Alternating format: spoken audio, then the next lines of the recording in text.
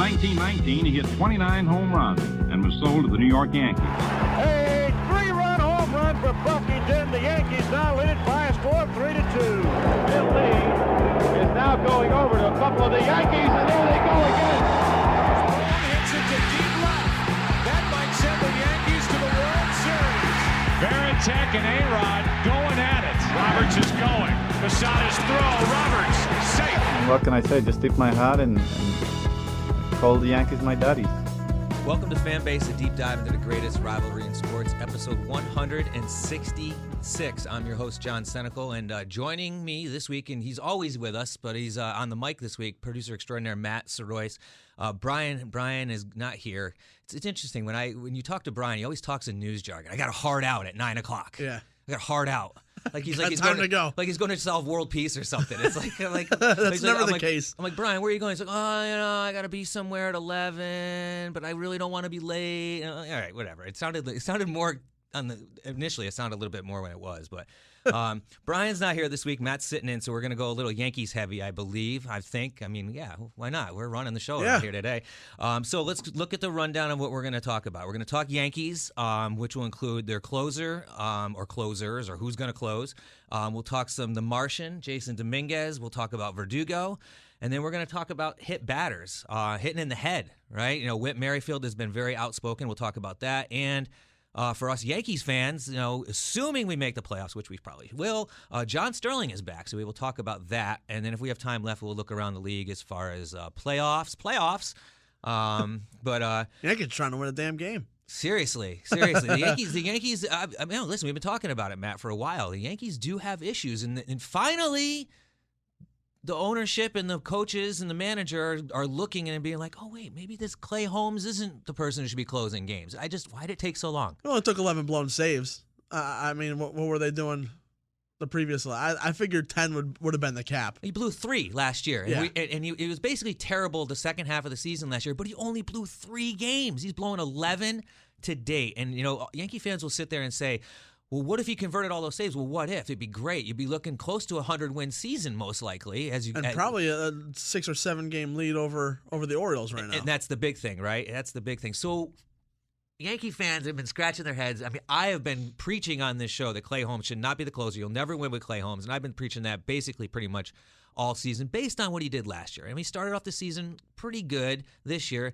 Somehow he was an all-star. But where do the Yankees go from here? They said they're going to get creative with their bullpen. Yeah, which is always worrisome. The word creative with the New York Yankees is always listen, the thing is, us as Yankee fans, we've been so spoiled with Mariano Rivera, the greatest of all time. True. And that we set as the bar, unfortunately. So we want every single closer, every single pitcher to be like that, and they can't be like that. No, it just can't. They can't in general. Closers can't in general. Won't ever. Like, it's just never going to happen again. He was the only unanimous Hall of Famer. Right. So for us to say, you know, we want Clay Holmes to be perfect, he's not going to be. But there's a standard in Major League Baseball in general that you have to be good to close out games. And you have to be consistent. Yeah, and he's not either of those. Yeah, so the Yankee fans are, you know, there's been a lot of talk about, well, Heel's coming back from the IL, from his back strain. Put him in there. There's talk about, you know, who that's there now could do it. I mean, if you look at the numbers, the main guy would probably be Tommy Kahnle. He's probably the one that's pitching the best outside of Weaver, and I would think Kahnle would be the one that would be more experienced to do it.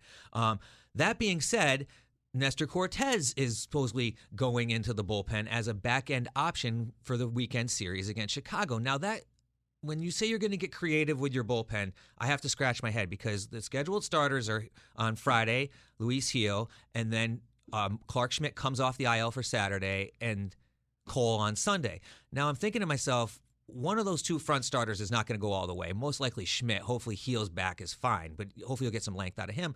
But if Nestor Cortez is your so-called backup and you use him to back up, he's not an option to close.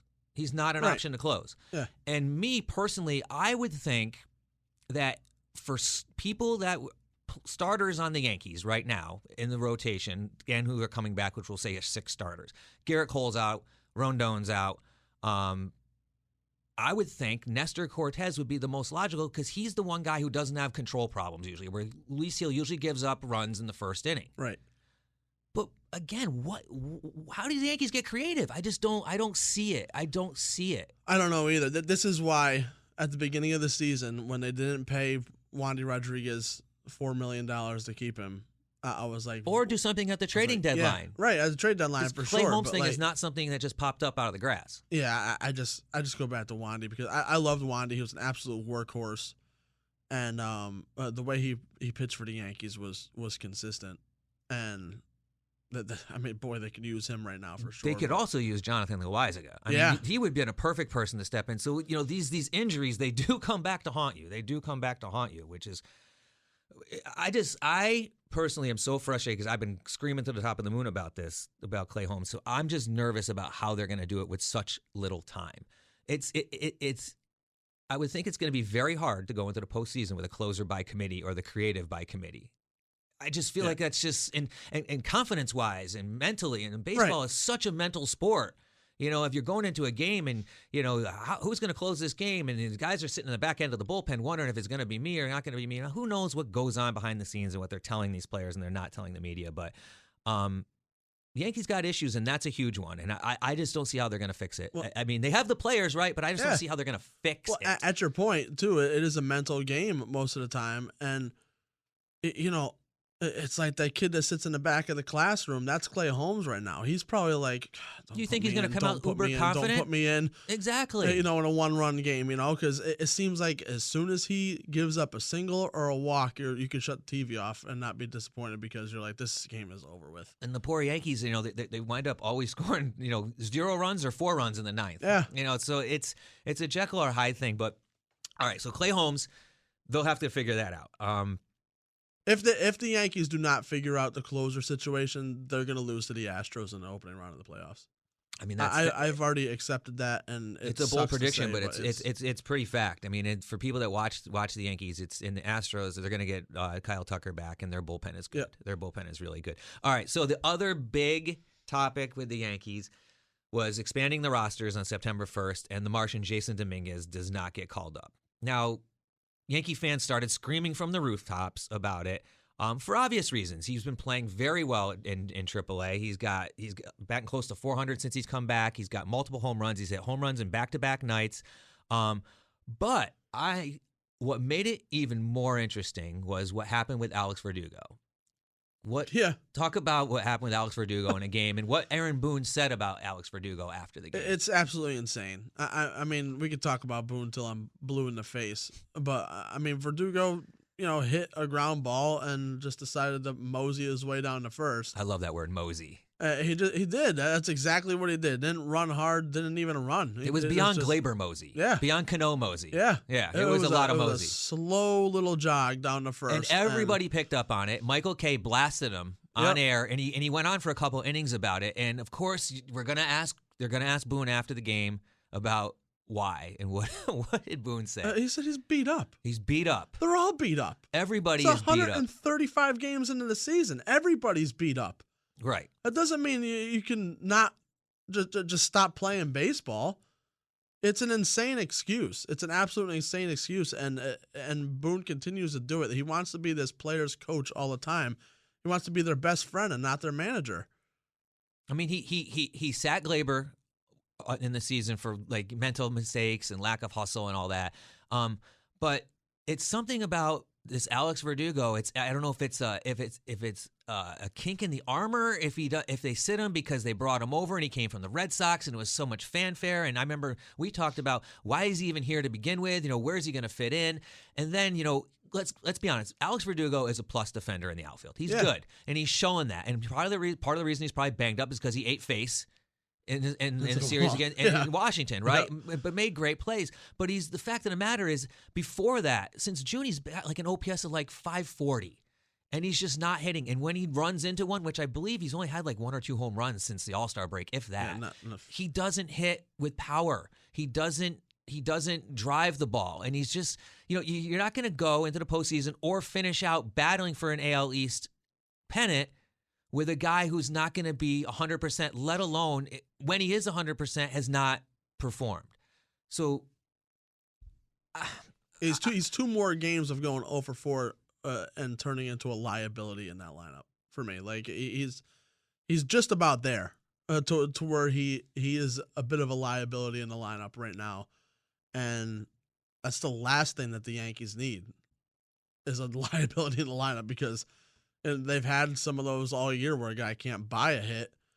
And it seems like Verdugo's at that point right now where he just can't perform. And even when he has the opportunity to show a little effort, he's not putting it in. Yeah, and that never bodes well for any team, and especially the Yankees. I mean, everything's overemphasized. Oh, with of that. course, yeah. So why not bring up Jason Dominguez? He's tearing it up. Now everyone will say, well, it's a service time thing. Well, yes, there is service time involved, and I didn't realize that at first, but I read into it, and there is service time involved, and this is basically how it breaks down. Jason Dominguez they have to keep him under 45 days on the active roster, playing days. Now that's not including like the IL stint and all that. So right now he sits at 32, meaning they only have 12 additional games to work with. So are they going to wait and bring him up with 12 games left in the season? Now, they could definitely do that. Is it 1 year? Is 1 year extra of Jason Dominguez, regarding 6 years from now, we're talking 2030, 2031, right? Is that a big deal? No, it's not a big deal, because what you do is, if he's playing well, you do what all the other good teams do. 2 years from now, when Stanton's contract's up, you offer him a nice contract that's obviously going to be team friendly, but you lock him up.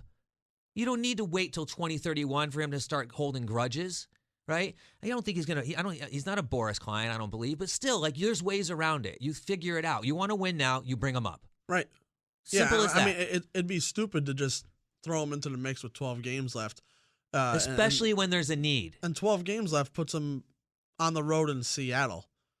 And then they go to Oakland, and then they finish up with Baltimore and Pittsburgh back at Yankee Stadium. And if service time was an issue, why bring him up for one game for the Little League Classic against the American League Cy Young Award winner, who's probably going to be Skubal? It's like, come on, like, what are we doing here? He strikes out 3 times in that game, and then he gets sent back down, and he starts raking from there. The good thing that's happening right now, as far as I'm gonna try to put a positive light on this for Yankee fans. Jason Dominguez is playing good. So he is going to force their hand. And the Yankees contingent, which is me and you and everybody else, millions of ones that are screaming at the top of their lungs, are going to force the Yankees' hand. That's fact of the matter. It's just, that's how it works. If you've been a Yankees fan, eventually the noise will win out. Yeah. And it's going to have to, because Alex Verdugo is not going to just flip a switch, especially if he's banged up. If you are especially that hurt, you can't round out a ground ball. Yeah, that's a problem. It's definitely a problem. That's a problem. It's definitely a problem. So time will tell on that. Hopefully we get to see the Martian in New York, and he picks up where he left off last year before he got hurt. That's what I'm looking forward to. I'm hopeful. Yeah, I'm definitely hoping. Hopefully he can, like the Baby Bombers did a couple of years back, put a charge into the Yankees and light a fire under their asses and get them going for the postseason. Because Baby Bombers. They need it more than ever right now. They definitely did, and he did great last year when he came up. He only played 8 games, but he had like 4 home runs, and he was doing it. So he can hit the pitching, and he's killing it at AAA. I mean, come on, let's be honest. I mean, all right, enough of the Dominguez, enough of the Yankees. Time will tell on them. Let's talk hit batters. All right, so hitting batters is nothing new. The difference nowadays is you can't retaliate. The pitchers aren't hitting anymore. There's automatic ejections for manager and coach. So you don't have that opportunity to get not even a warning, and work way around it. We know that. I feel like we can blame CC Sabathia for that. Exactly. But what happened recently was Whit Merrifield, who's been in the league for a while with the Royals and the Phillies and various teams, and now he's on the Braves. So he takes a ball to the head, now a 95-mile-an-hour fastball to the back of the helmet as his helmet is falling off his head. Now there's all sorts of different levels of this, but basically the big deal is he came out afterwards and he was pissed. He was very pissed. Now he wasn't just pissed that he got hit in the head. He was pissed, and he was calling out players, organizations, about players who don't know how to throw, basically. You got guys in the major leagues that are throwing close to 106 miles an hour. And I'm not talking Ben Joyce, who's the fastest pitcher right now of the Angels closer, who throws 106. He hasn't been hitting people. But there's every team, I think except the Yankees, there's a guy who throws 100 miles an hour, basically. Right? But his big beef was, you are basically my livelihood, but you don't know where it's going. You got to figure this out. The organizations are all about speed, but they're not about control. It's fair. It's It's absolutely true. That was my biggest bone to pick with Aroldis Chapman. What was like, yeah, he throws 103, 104 miles an hour, but he walks everybody he throws it to because it's not impossible, I don't think, but it is very, very difficult to control where a 104 mile an hour pitch is going to go. Absolutely. It just is. I mean, there's no way to control, especially when you're throwing it that hard and at that torque and at that speed. And you said it, the torque, especially like when you know how these insane. guys pitch. They're pitching off the tips of their fingers. They're not pitching out of their hands. Right.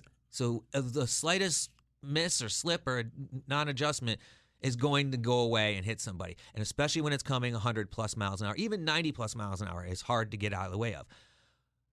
So that being said, this is going to be a topic. This will be a topic in the offseason for sure because it's a safety issue. And nobody wants people getting hit in the head and winding up with CT and all that crap and concussions and possibly dying.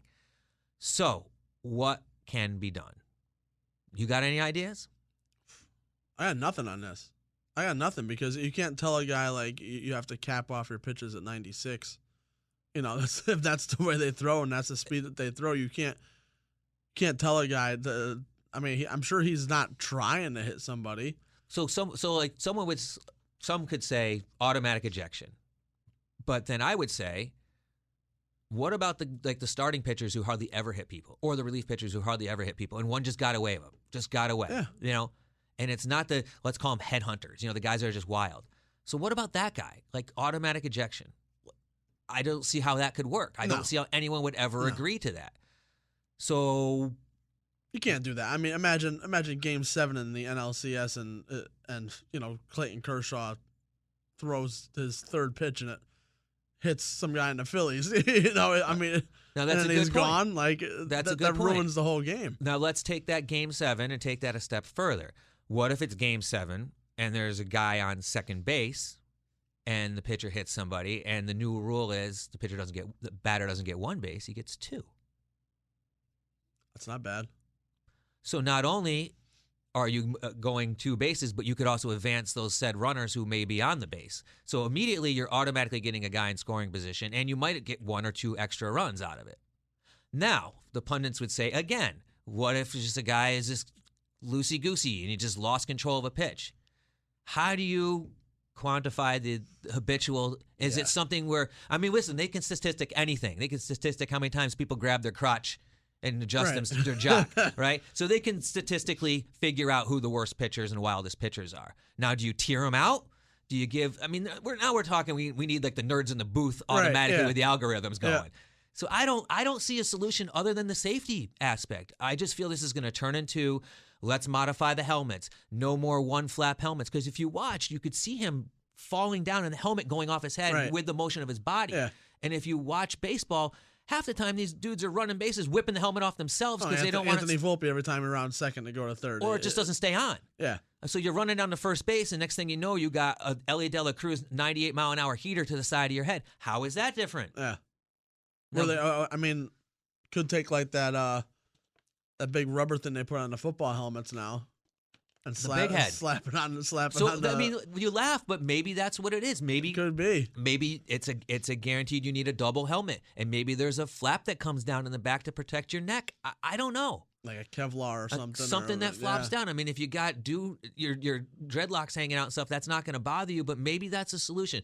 I'm here to say that the only solution in the short term and what they're going to do is going to be a safety thing. They're either going to implement dual flap helmets that stay on your head. Some sort of extra protection down in the back. I mean, look at our own Giancarlo Stanton was basically the reason why there's side flaps on helmets. Yeah, pretty much taking one of the right to the eye. So I mean, it's going to be a topic. It will definitely be a topic, and safety is always a topic. And I just feel like that's the avenue that MLB will take, because that's the avenue that is probably the easiest solution. And then you kind of put it back on the players. Well, here's what we've done. Now it's up to you to use it. All right.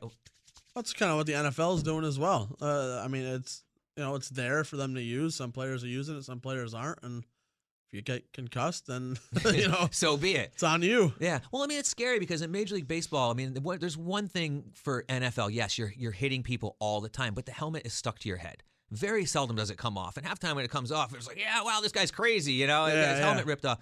But more and more and more MLB players are losing their helmets all the time, running or whatever. And especially I feel like it starts with the one flap, right? I mean, not long ago, I think maybe within the last 20 years, there was a first base coach who got hit in the head in a game and got killed, the cool ball. And that's why they have to wear at least the skull caps now. So something negative always has to lead to something positive. So hopefully this Whit Merrifield blow up will lead to something, at least some more extra safety measures available to players. So moving on, you're listening to the Fan Base, a deep dive into the greatest rivalry in sports, episode 166. Matt Soroyce here with your host, John Senecal. Yankee fans can rejoice. The familiar voice is coming back.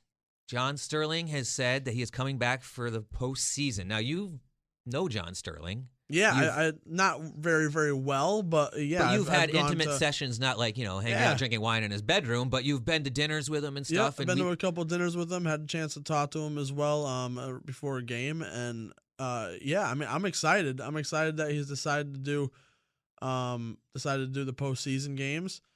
I will say it kind of does stink for a guy like Ricky Ricardo, obviously, but I mean, Ricky's fantastic, and he's gonna do the Spanish broadcast, I'm sure, and then come back next season, or whoever they have come back next season. But I mean, obviously, I'm sure Susan Waldman's over the moon as well. But I mean, of course, it's gonna be great to see John Sterling back. It's awesome to be able to hear his voice, because the replacements, Ricardo, Shackle, and I can't remember the other guy's name, have done great, but it's not the familiar voice that you're used to. And I feel like it would have been a little bit different if he had not started the season with the Yankees. And he started the season, and it was kind of very abruptly, he just kind of disappeared, and everyone was really wondering, is this a health thing, or who knows? But one thing that was interesting, he said, I kind of miss that. I will tell you that I really miss broadcasting with Susan, who is such a fabulous partner, and we were together for so long. This will give me a chance at a last hurrah and work with Susan again. Now, a lot of people could read into that like, this is his way of just saying, I'm finally done. Hopefully we go out on a high note, but hopefully there's no health issues. Yeah, hopefully not. I will say when I had dinner with him in the off season, he was like sharp as ever, like telling us stories from 1955 when he was with the Atlanta Hawks. Yeah. Like it was happening yesterday type of deal. And, he's a baseball guy through and through. And those baseball guys can recall like a game 4 from, 1976 or 1985. Like it just takes them back in like a wave, and they could describe what the grass smelled like that day. And it's so weird, but they're so detailed. And John is one of those guys. So yeah, I'm happy he's back, and going to do the postseason. The one thing he did say to all of us too at that dinner was that he just liked to be home. He liked to be home after the games. That's why he was only going to do the home games, and then like Boston, Baltimore, like where he could jump in his car and his driver would take him home, and he can. Yep. And that's interesting because when he was, I read that when you not negotiate, but when they wanted him to come back, that was a stipulation that they needed him to do both home and away games for the playoffs, because that's, they want the voice through the whole thing, which is great. So I'm looking forward to the Yankees making the playoffs. So hopefully that happens. Hopefully that does happen, yeah. And I'm looking forward to hearing John Sterling. I probably, maybe I'll have to just drown out the national broadcast and listen to him and pipe him in, Wouldn't be a bad idea. I've done that before too, where I just... You need it to line up, though. It's tough. It's tough nowadays. Tough. It's very tough. Even radio seems to be ahead like... Always a little bit. Like 4 or 5 seconds. Yep. Yeah, it's going to be interesting. So... hopefully the Yankees make the postseason, and as we speak now, we're looking at about 20 games left between whatever team is 20 to 22 to 23 games to go in this season. And as we look across the league now, the big race that is of our concern is the Yankees and the Orioles, and they keep flip-flopping because neither one wants to play good, neither one wants to win when the other one loses. Right now, the Orioles hold a half-game lead above the Yankees. They play each other 3 more times at the end of the season, or 4 more times. I can't remember. 3 at Yankee Stadium. The second to last series for the Yankees. 24th, 25th, and 26th, yep. Obviously, that is going to be the premier matchup at the end of the season. But you got to get there first, and you got to stay relevant. You got to have to, hopefully, if you're a Yankees fan, have a 4-game lead at that point, and then really you can hopefully cruise the rest of the way out. But that being said, the Yankees also have 4 games coming up against the Red Sox in the next week, which for a team that is technically still in it, but let's be honest, the Red Sox are probably not going to make it because the teams in front of them, they only have basically 3 games against them. That would be Minnesota. So they need a lot to happen. But what they can do is be a thorn to the Yankees. And all the Red Sox fans would love to see that. So, and given the way the Yankees are playing now, that could very well happen. Oh, it could very well happen pretty easily too. I mean, it's tough right now. It looks like they have scheduled Nestor Cortez for Game 1 on that Thursday, and then Garrett Cole on Friday, Carlos Rodon on Saturday, and then Marcus Stroman on the Sunday. And Red Sox pitching has been maybe just as bad as Yankee pitching over the last couple of weeks here. So it'll be interesting to see, but that series for sure, especially heading into a lengthy West Coast road trip for the Yankees, it is going to be a big one before they head back home to face Baltimore and Pittsburgh too. So it's going to be interesting, but I mean, if you want to go, by the way, this is some like off topic type of stuff, but if you want to go, I'm looking right now, tickets as low as $6 for that Thursday Baltimore game. Really? Last time I went to a Yankees Baltimore game, they lost 16-5. Yeah. I feel like I've cursed this team. I went to Old Timers Day, they got their asses kicked.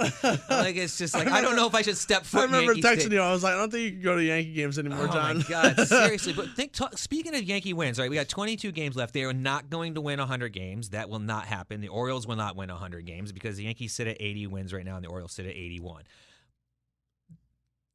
The Yankees need to play above their head to win 95 games.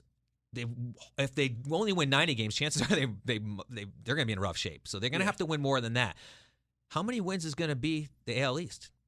What do you got to get to? Are you going to have to win 15 of your last 22 games? I would think so. I really would think so. I think that's a huge order for both teams, especially how shitty they've been playing. I think 94 is going to be 95 is going to be the target for sure. And it's going to come down to that midweek series. It's going to be those 3 games. So if Boston wakes up and really wants to mess up the Yankee season, it's coming. It is coming. The Yankees better get it together, man. They got to get it together. What do you think? This is not. The Sox play Baltimore for 3 and then go right into and have the Yankees go right to New York. They host Baltimore and then they go right to New York for 4. The Boston Red Sox over the course of the next week could be the biggest spoiler in the AL East. They could totally screw it up. Yeah, that's true, and that's what they're hoping for. That's what they're hoping for. Well, Red Sox fans, if you're looking to hang on to something, man, there it is right there. Week of September 9th. That's your week. That's your season right there. Imagine they just rattle off 7 straight wins. That would be crazy. And they could right back in it. Right back in it. And then they only have a few days off, and they could play Minnesota. The Red Sox could put themselves in a position to be rocking right into the playoffs. It's crazy. It's 70 right and there 70. In front of you, to quote Aaron Boone. Aaron Boone. It's right there in front of you, Boston. It's right there in front of you. Well, I'll tell you what's in front of us. It's the weekend, baby. It's coming up. The weekend's coming up. The Yankees are going to be playing Chicago. The Cubs, you're going to see Cody Bellinger. You're going to see Pete Crow Armstrong. And hopefully you're going to see 3 Yankee wins. But we'll see about that. I haven't won a series since I don't even know. I can't even remember when. When did I stop drinking? Unbelievable. It's so crazy how the last 3 series they've won the opening game and then lost the next 2. And everyone's like, yeah, we're back. Yeah. It's Washington, St. Louis, and then who did they lose to last? Yeah, and they got smacked around by Colorado, too. Yeah. Unbelievable. All right, well, hopefully good things happen over the weekend. You have been listening to episode 166 of Fanbase, a deep dive into the greatest rivalry in sports.